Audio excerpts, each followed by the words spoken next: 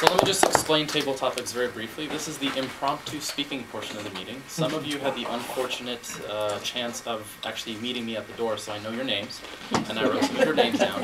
What I'm going to do is I'm going to ask you a question, and please try to be a good sport and actually come up and answer it. You have 1 to 2 minutes in which to talk about your answer to the question or anything related to the question. The goal is to try and see Aaron holding up the green card, which means you've hit 1 minute.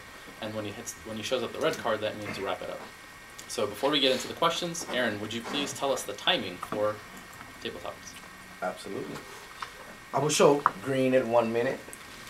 I will show yellow at 1.5 minutes, and red at 2 minutes with 30 seconds to wrap up. Thank you. Qualify. Thank you. And as you saw, you will be asked to come up here, shake my hand, at which point you have control of the meeting and you get to start answering. And then when you're done, you'll wait for me, turn the meeting back over by shaking my hand again. Our first question is for Rebecca. If you won an all-expense-paid trip to Las Vegas for a weekend, what would your trip entail?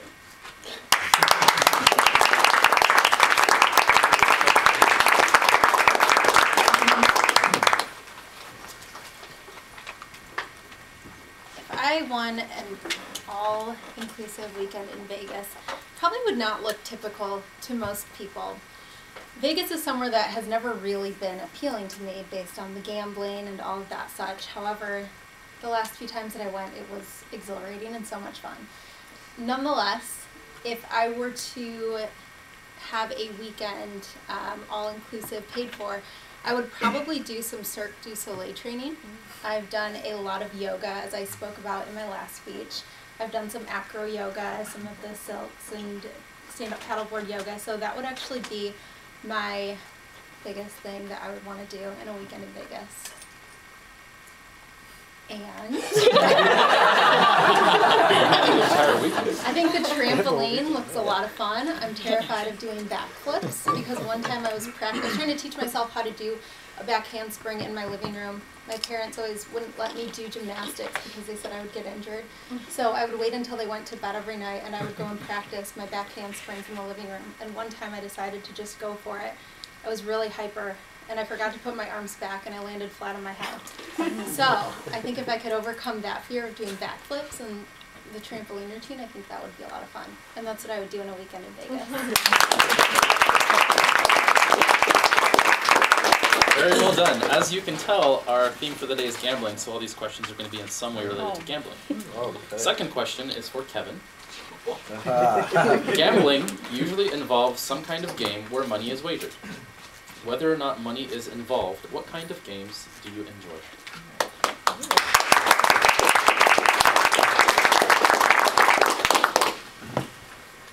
I love strategy games. For me, thinking strategically and working with the people in a gaming environment is exhilarating. And it causes me to be benevolent towards There's something about strategy games and the ability to look at luck and chance versus the skills that really makes it exhilarating. And for me, if I'm able to work in a team environment, that's also really fun as well. So games like, I don't know if you've played Settlers of Catan. Yes. Love Settlers of Catan, Ticket to Ride. I love card games, ones where you get to pick a partner based on a card or something like that. Those are a lot of fun. I actually do like gambling as well. And that's because I'm a risk taker by nature. And so the probability of reward or the chance of reward is exciting for me. And so those are the types of games I like to play. I actually like to play with my family. We have tournaments. So we'll go, on my mom's side of the family, we play Rook tournaments. Every time we have a family reunion, I don't know, how many of you have heard of the game Rook? It's a card game. It's a little bit like spades in that you bid for a suit, or you get to select a suit that's trump. So that's really fun for us because there'll be 40 of us at 10 different tables or 8 different tables, and you'll have the winner's table. And so for me, that's really exciting and exhilarating. So strategy games are what I like.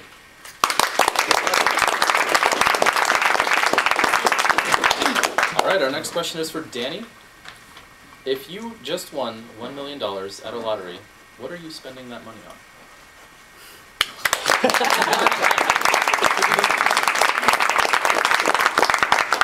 This is hard. I need to think about this one.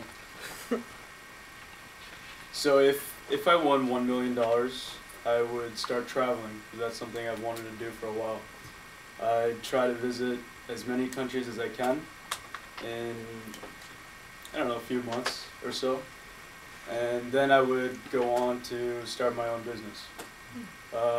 So I read an actually interesting statistic about a couple weeks ago, and it says something that out of all employees, about 70% have considered at one point in time to start their own business. And I think 60% of those 70% knew exactly what they would do. So, but it's the fear of failure that prevents people from actually taking that step forward. So after I get all the traveling out of my system and, you know, broaden my perspective and all that stuff, get experiences, I would then go on to figure out what I would want to base my company on. So. My favorite type of sandwich is a hot dog. No, I'm kidding. Hot dogs are not sandwiches. That's a debate online between everybody right now. I would have to say that my favorite sandwich is an In-N-Out burger.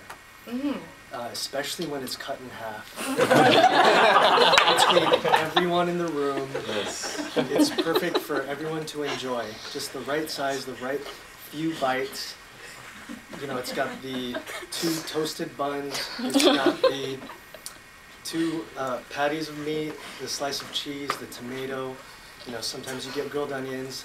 Today there were no grilled onions. But today I was able to enjoy a scrumptious hamburger from In-N-Out, cut in half just the way I like it.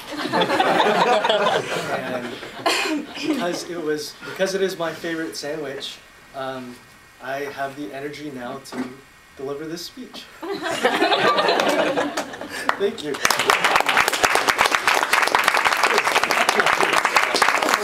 I would like to thank all of you for being such good sports, and I will hand the meeting back over to our Toastmaster, Mary Jane Southwood.